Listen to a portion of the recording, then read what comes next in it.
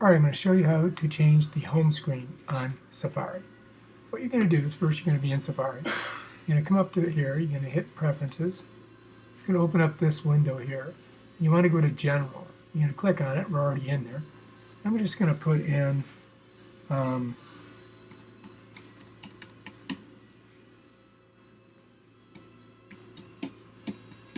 so now I'm going to change mine to this. And so I'm going to go ahead, close that.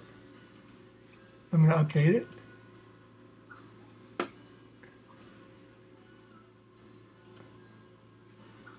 And set to current page.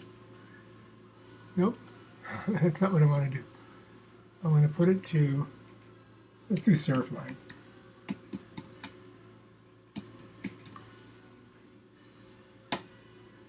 Alright, so that's going to be our new page. Let's go here, go here. Alright, let's close it. And then let's refresh it. Close it out. Open it up. And there it is, Surfline. And that's how you change your home page in Safari.